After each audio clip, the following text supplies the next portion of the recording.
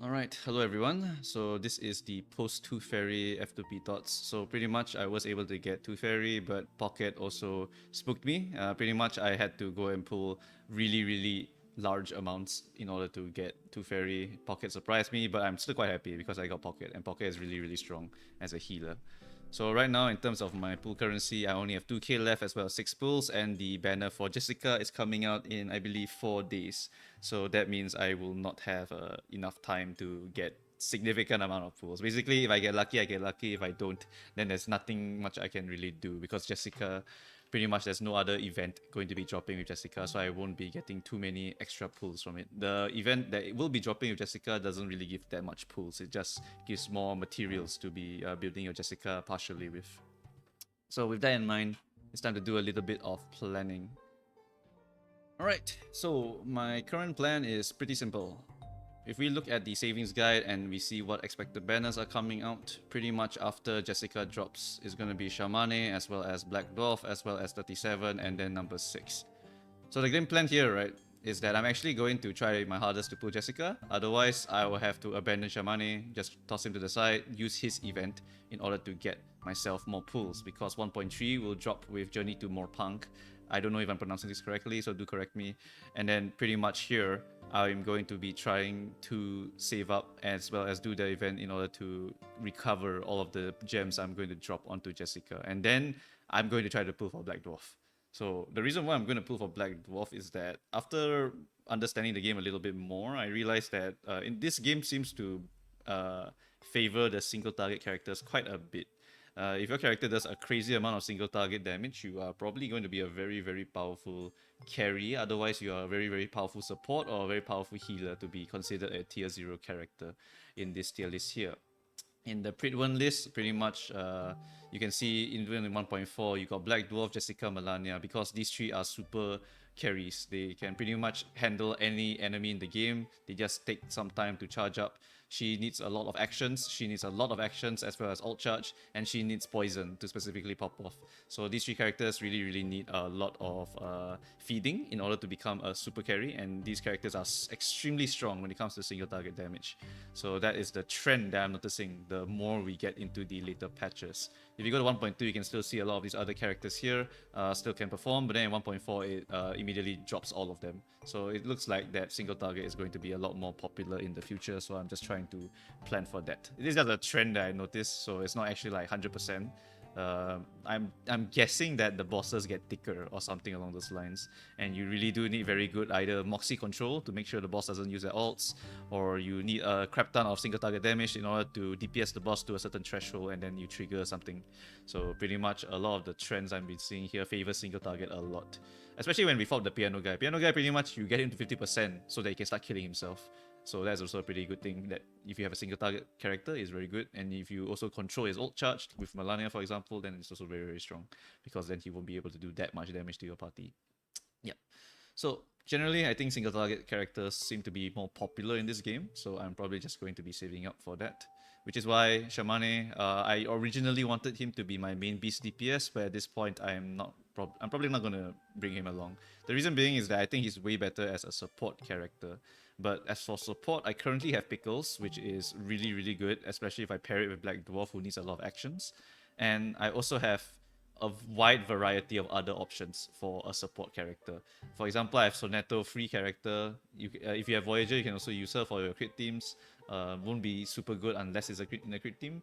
And then after that, we got like other generic supporters. We got like Balloon Party, Counter Attack, Great Healing, Necrology is 30% damage buff. The only other one that is 30% besides NN Lee at level 3 buff, as well as Pickles when he ults. So pretty much this is really powerful to slap into any of your team.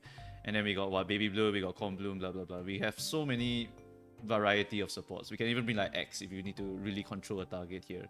Yeah, very good Dispeller. But pretty much not really that used, I would say, unless you see some enemies that really need to be hard crowd control. I think you can probably still use him. It just seems to be that DPS can pretty much solve a lot of your problems. Very similar to Arc Knights, really. Very similar to Arc Knights. Arc Knights, DPS just solves most of their problems anyway. Yeah. So in this game, I'm also going to be aiming for a hyper carry here. So Jessica, skip Shamane, go for Black Dwarf, And then we come to the next banner, which is 37 and number 6. I really love that there's a CN server because I get to see the future a little bit here. Number 6 is probably the only one that if I fail to get Black Dwarf, I'll probably definitely go for this guy, even though he's a support. And the reason being is that I think he's a very stacked support. This character, right, it's kind of insane. Let's talk about the ult. He does 700% at base, so that is already ridiculous because I think only Lilia actually does this much, but it's reality. Besides that, if his Eureka is at 6 stacks, which is his main mechanic, he consumes 6 stacks and increases attack damage by 75% for every stat down negative status or control status on a target up to 4 times. 75 times 4 is, I believe, 300%, if I'm correct. Yeah, it is 300%. So you do 1000% mental damage here, which is super. What the hell is this, man? It's 1000%. And this may seem a little bit hard, right? But if you look at his I3, before you use your ult, Eternal Revelation is your ult, you inflict 2 debuffs from your collection of debuffs. And the way this works is that the collection of debuffs, when you apply it, it prioritizes debuffs the carrier doesn't have, which means that you're getting 2 unique debuffs, which means that if you already have 2 debuffs on the target and you ult, you already have 4 because you will cast the 2 debuffs for 2 rounds. And the passive of this part here is crazy. Randomly grant 1 buff to all allies for 2 rounds. That is insane. This is passive buffing. So it's very similar to Toothfairy, right? Passive healing is really good. Passive crit resist down is also really good. And then this character here is straight up, I'm going to passively buff you. And when I ult, I also passively apply 2 buffs before, so I can do a crap ton of damage. And I also debuff the enemy a lot more with all of these very good debuffs. Crit down, reality down, mental down. And then we got blind, disorient, which are more of reducing enemy damage. And then we got laceration, which does true damage. Genesis damage is true damage based on the carrier's attack. So this character is super strong and stacked in my opinion, and I really, really want him. He does have the Corn Bloom passive here, and his Eureka mechanic just requires you to have another ally to help do buffing on your targets. Because I think if I understand this correctly, if any allies are affected by 4, right, he gains +1, which means if all 3 of your allies are affected by 4, then you get +3 or something like that. I'm not too sure.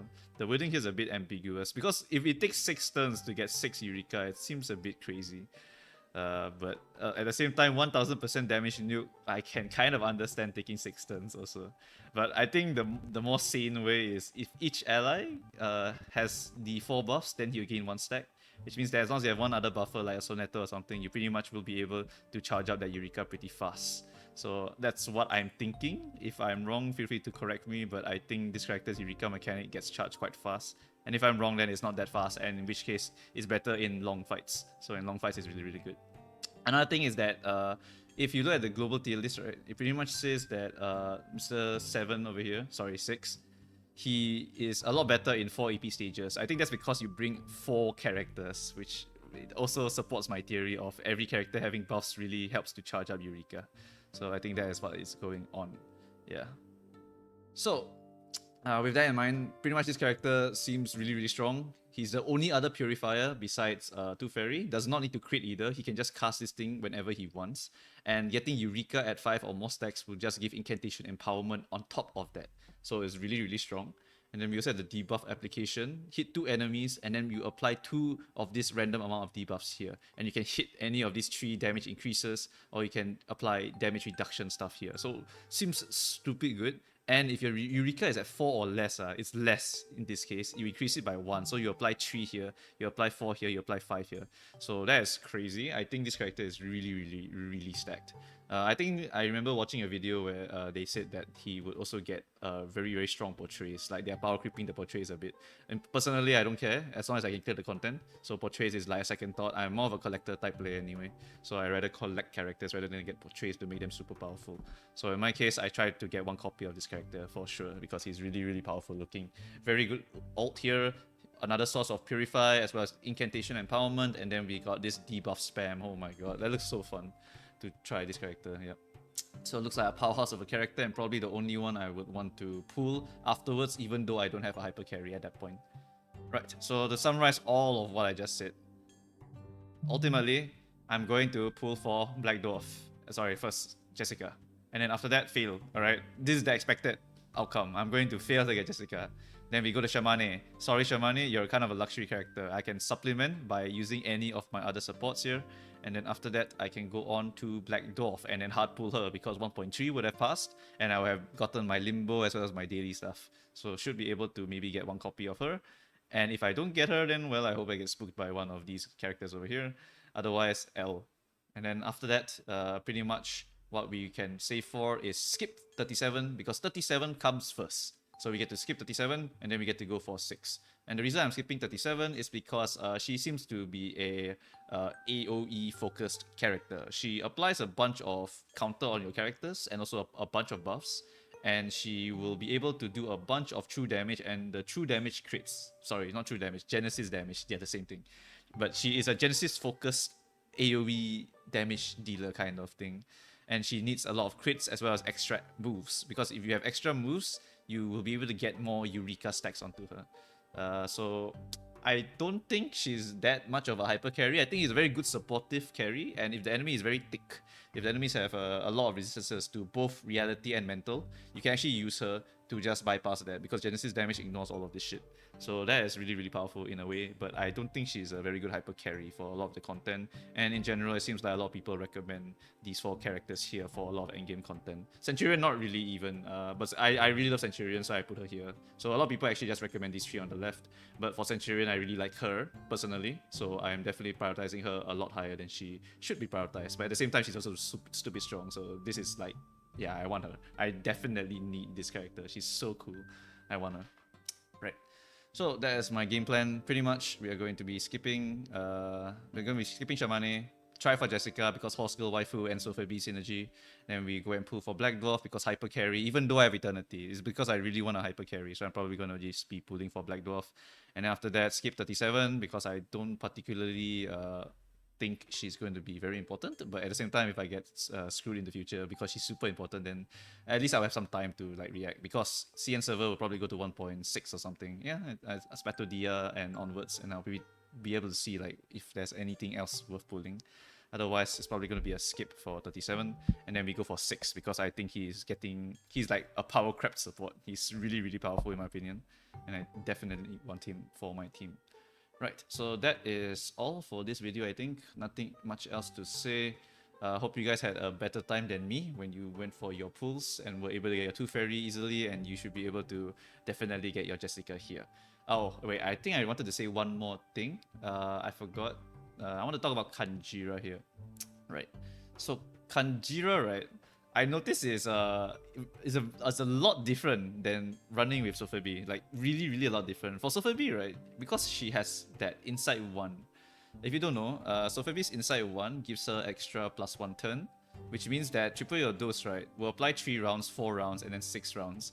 And having this amount of rounds, right, pretty much guarantees that your poison stacks will always be at the amount you need for your Jessica. As long as you just keep one eye on your stacks, you pretty much will be able to guarantee that it's always 3. So this is stupidly easy because of that Insight 1. So they are really, really, really powerful. And furthermore, she's a healer as well, so she fills up the healer plus poison slot, which means you save your last slot for your support, most likely going to be Cornbloom, because Cornbloom is extremely powerful. And then the Kanjira, right, is quite cope, like really, really quite cope. The reason being is that it becomes not like you can spam White Blankie every turn. White Blankie is Jessica's skill 2, is the one that scales with the poison. So you can't really do that with Kanjira, because Kanjira, right, the only time she applies 2 poisons is when she's in this Jade Fortune state. And if I read this correctly, it cycles itself. At the start of the turn, she performs a divination and gains Jade, Pearl, and then a Gate, each in turn. So I'm guessing this line here means that it will rotate from Jade to Pearl to a Gate, then Jade to Pearl to a Gate. So with that in mind, right, it means that on turn 1 you can apply a stack of poison. And because Jessica I1 also applies a stack of poison, you get to get the 3 poisons on round 1.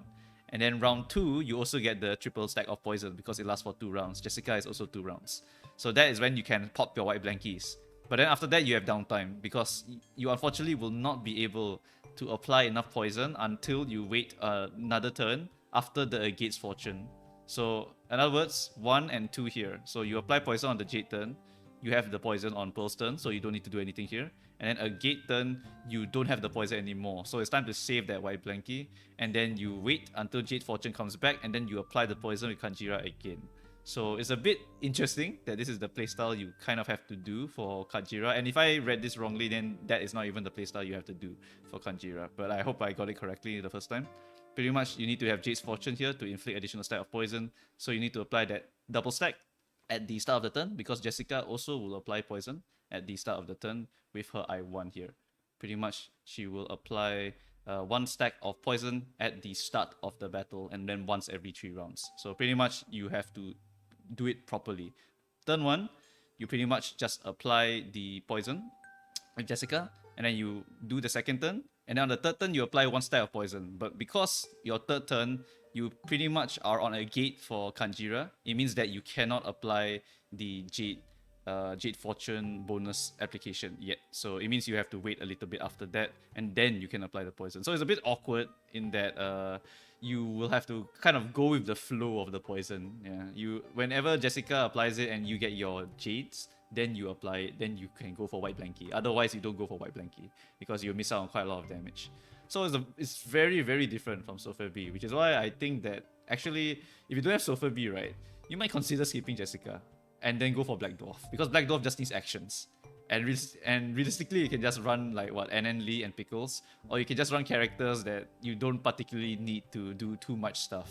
For example, Soneto, you apply buff, you can AFK, that kind of thing, and then just feed your Black Dwarf pretty much all of the actions so she can pop off.